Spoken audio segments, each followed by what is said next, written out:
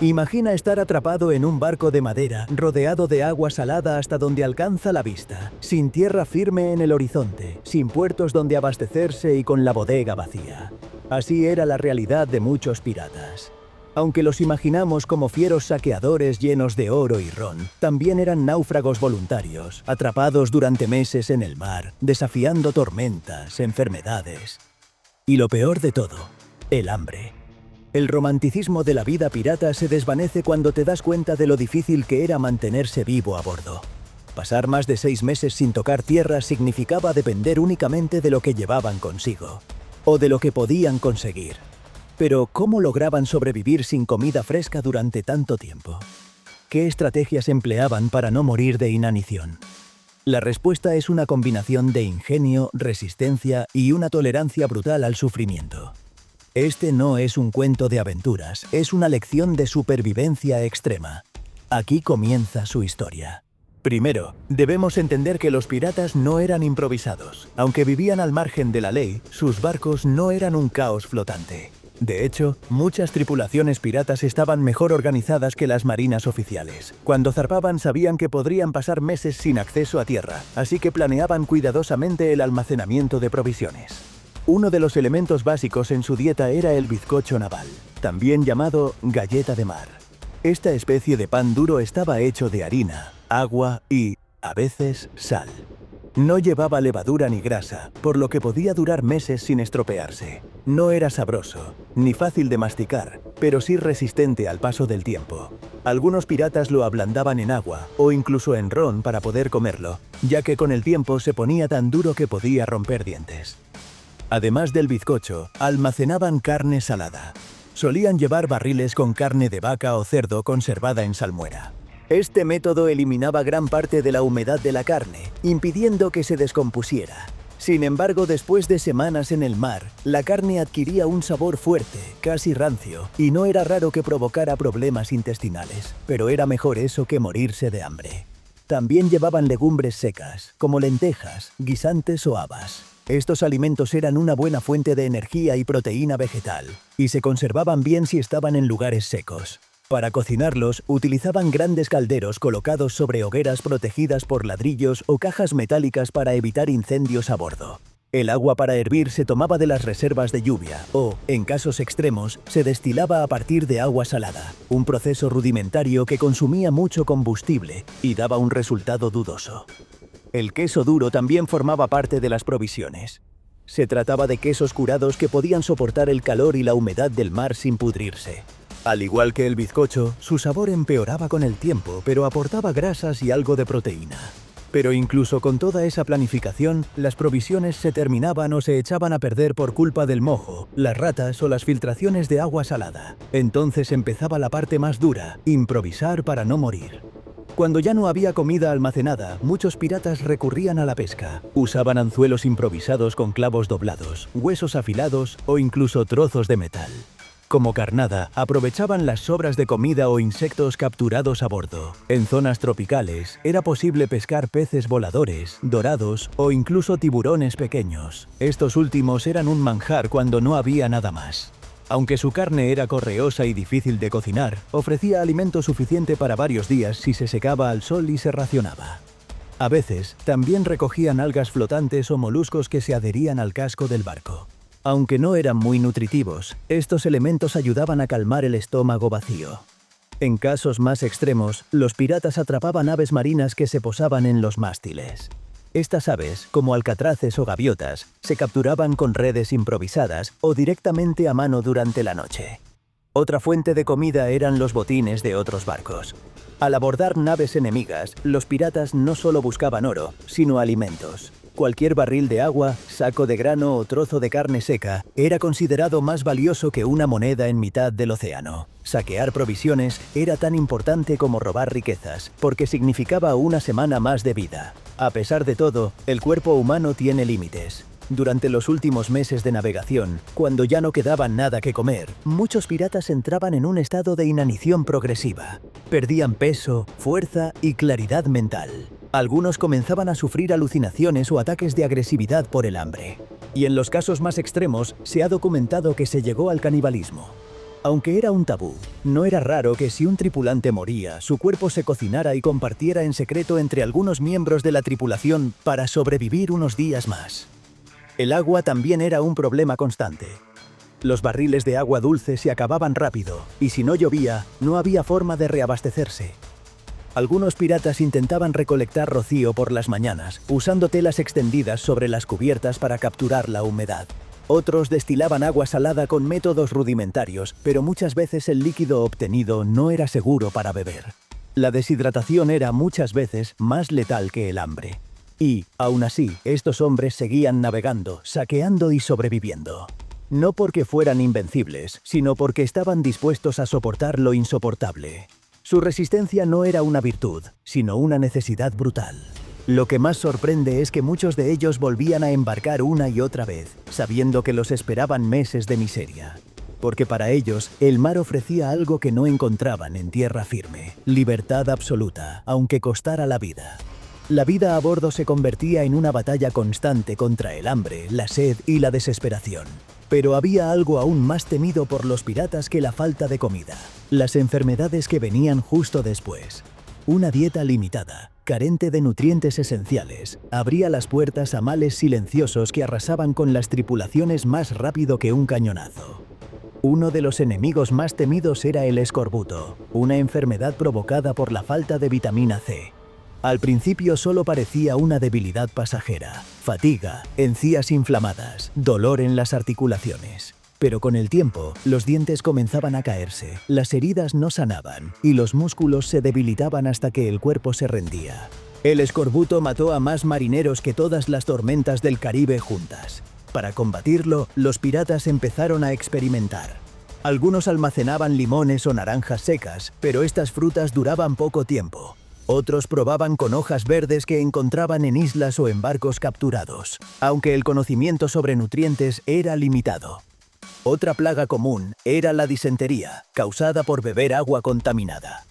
En medio del mar, los barriles de agua dulce podían corromperse por hongos, bacterias o simplemente por estar mal sellados. Beber esa agua provocaba diarreas mortales, especialmente en cuerpos debilitados por el hambre. A falta de medicina, muchos piratas solo podían esperar o recurrir a remedios improvisados como caldos hervidos con trozos de corteza o carbón vegetal. Y si el escorbuto no te mataba, ni la disentería ni la deshidratación, aún quedaban enemigos invisibles: los parásitos. Las galletas navales a menudo estaban infestadas de gorgojos. Algunos piratas simplemente los sacaban antes de comer, otros los trituraban junto con el pan duro, aceptando que era parte de su proteína. Lo mismo ocurría con la carne salada, que al descomponerse podía llenarse de larvas. Comían lo que podían, y lo que no, también. Pero en medio de toda esa miseria surgía un tipo de ingenio cruel pero necesario: el arte de racionar hasta el extremo. Los capitanes más astutos sabían que su autoridad se ponía a prueba cuando las provisiones escaseaban. Así que establecían reglas estrictas. Cada marinero recibía una cantidad mínima diaria de comida y agua, sin excepciones. No importaba el rango, todos comían igual. Los castigos por robar comida eran brutales, incluso mortales. En muchos barcos piratas, si alguien era sorprendido hurtando un mendrugo de pan, podía ser arrojado por la borda sin juicio. Las tormentas eran otro factor que podía arruinar las pocas provisiones restantes. Una mala maniobra, una ola inesperada, y los barriles de grano o carne podían romperse o empaparse. En algunos casos, los piratas intentaban rescatar lo que podían, secándolo al sol durante horas. El sabor era repugnante, pero en un estómago vacío, cualquier cosa era bienvenida.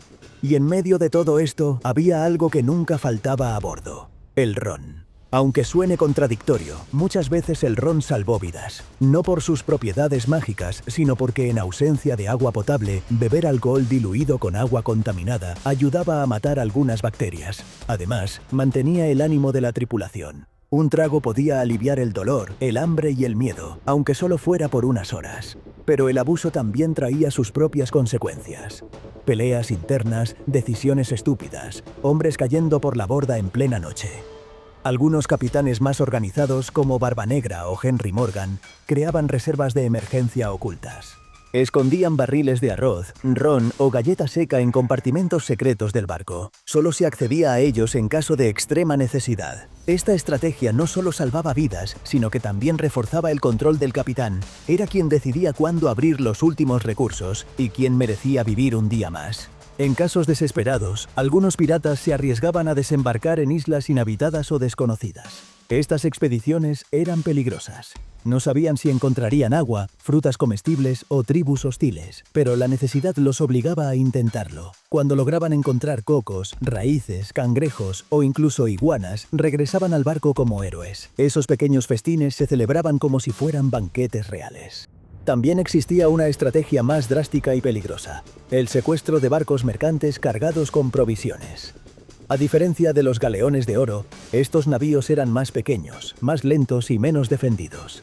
Pero contenían lo más valioso: harina, fruta seca, pescado ahumado, vino, agua dulce, medicina.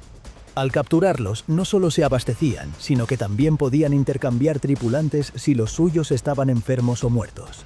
A veces los dejaban vivir, a cambio de que no alertaran a otras embarcaciones. Otras veces no dejaban testigos. Y cuando todo lo demás fallaba, el mar les enseñaba su lección más dura: la resignación. No todos los barcos llegaban a puerto.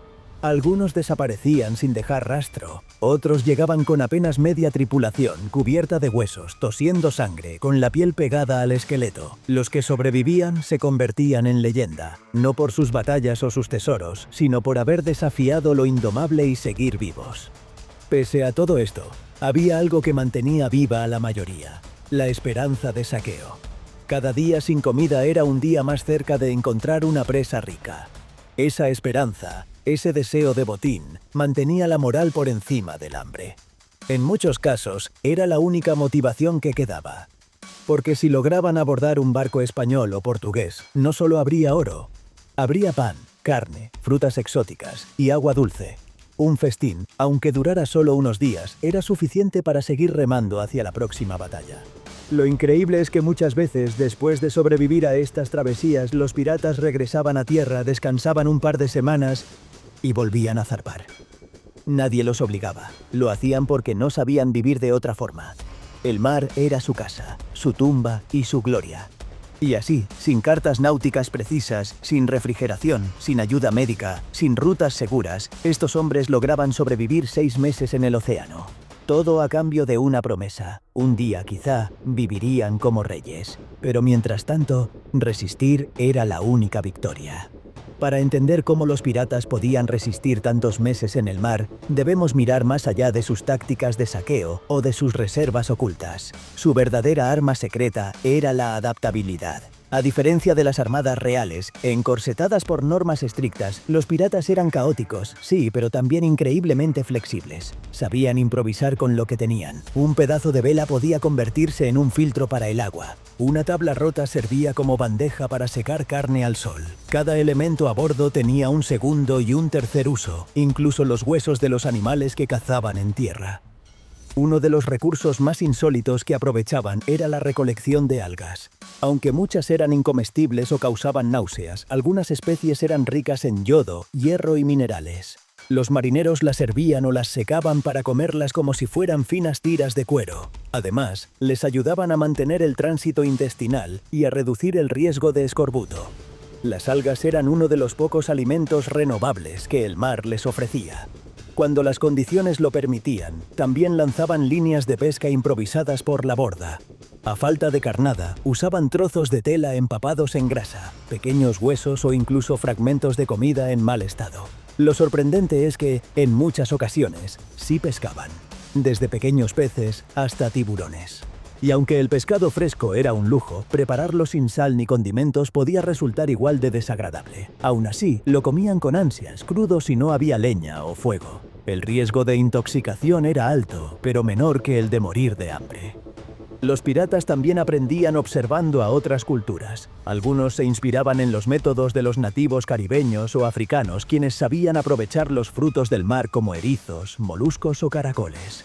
Incluso imitaban las técnicas de secado y ahumado rudimentarias para conservar los alimentos. Todo esto se hacía con materiales reciclados del barco, velas rasgadas convertidas en esteras para secar pescado o cubiertas improvisadas con barriles viejos para ahumar carne. En los casos más extremos, surgía un tabú que ningún pirata mencionaba en voz alta pero que todos conocían. El canibalismo. No era común, no era aceptado, pero sí ocurrió. Hay testimonios de barcos a la deriva durante semanas donde los más débiles, al morir, eran convertidos en carne de emergencia. Algunos escribieron sobre ello en sus diarios. Otros nunca lo contaron. Era el último recurso, el final del camino, una decisión que destruía la mente de los que sobrevivían. Pero antes de llegar a ese punto, la mayoría de los capitanes tomaban medidas más drásticas para mantener el orden. Por ejemplo, establecían turnos obligatorios de vigilancia de alimentos, en los que miembros de la tripulación rotaban para cuidar los barriles, revisar los niveles de agua y controlar a los ladrones. A veces incluso se hacían inventarios diarios, rayando con cuchillos las paredes del barco para marcar el consumo.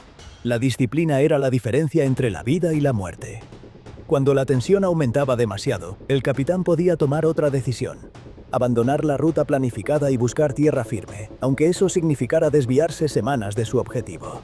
Esta opción podía salvar vidas, pero también frustrar a la tripulación, especialmente si no había recompensa al final. Algunos motines comenzaron así, no por oro ni por poder, sino por el simple derecho a comer. Y es que, en alta mar, el hambre no solo destroza el cuerpo, también consume la mente.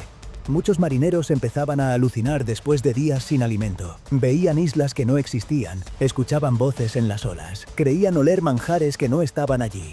Esta fiebre del hambre podía llevar a hombres cuerdos a saltar por la borda, convencidos de que el paraíso flotaba a unos metros. Otros se volvían violentos, y no faltaban los que intentaban matar a sus compañeros por un trozo de carne seca. Sin embargo, entre toda esta desesperación, también existía la hermandad del sufrimiento. Los piratas, aunque crueles, eran solidarios entre sí cuando la situación se volvía insostenible. Compartían lo poco que tenían. Si uno encontraba un coco flotando, lo partía en trozos iguales. Si alguien enfermaba, otro le ofrecía su ración. Esta camaradería, nacida del dolor compartido, era uno de los secretos de su supervivencia. Porque en el mar sabían que solo podían contar los unos con los otros. Una vez que el barco llegaba finalmente a tierra, comenzaba otra etapa de supervivencia: la recuperación. Los que no habían muerto por el camino necesitaban días para poder caminar con normalidad. Se abastecían de frutas frescas, carne, agua y dormían sin balanceo por primera vez en semanas. Algunos no querían volver al mar jamás, pero otros, después de unos días, ya estaban reparando velas, afinando cuchillos y planificando la siguiente aventura. Porque así eran los piratas, adictos al riesgo, al mar y a una libertad que no tenía precio, aunque esa libertad viniera con hambre y muerte.